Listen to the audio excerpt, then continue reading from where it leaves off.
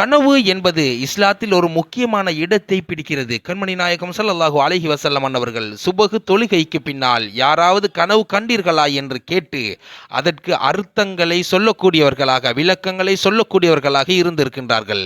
எனவே இன்று பாம்பை கனவில் கண்டால் என்ன அர்த்தங்கள் என்பதை தெரிந்து கொள்வோம். இப்னு சீரின் ரஹ்மத்துல்லாஹி அலைஹி அவர்கள் சொன்னார்கள், பாம்பை கனவில் காண்பது மறைவான மோசமான தீய எதிரியாகும் என குறிப்பிட்டார்கள். ஒருவர் தனது வீட்டில் பாம்பு இருப்பது போன்று கனவில் காண்கிறார். அதற்கான அர்த்தம், தனது குடும்பத்திலே இருந்து, இரத்த உறவுகளிலே இருந்து ஒருவர் இவருக்காக எதிரியாக இருக்கிறார் என்பது அர்த்தம். ஒருவர் பாம்பை காட்டில் இருப்பது போன்று காண்கிறார். அதற்கான அர்த்தம், குடும்பத்திலே இல்லாமல், இரத்த உறவுகள் இல்லாமல் வெளியில் இருப்போர்களில் ஒருவர் இவருக்காக எதிரியாக இருக்கிறார் என்பது அர்த்தம். பாம்புடன் சண்டை இடுவது போன்று ஒருவர் கனவு காண்கிறார் என்றால் அவர் எதிரியை எதிர்கொள்ளப் போகிறார் என்பது அர்த்தம்.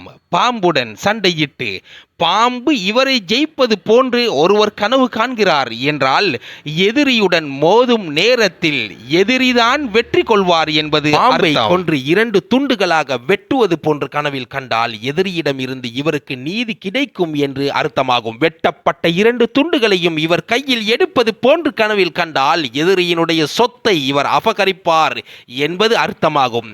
பாம்பு இவருடன் கனிவாக பேசுவது போன்று கனவில் கண்டால் வியப்பூட்டும் காரியங்கள் இவருக்கு நடக்கும் என்று அர்த்தமாகும்.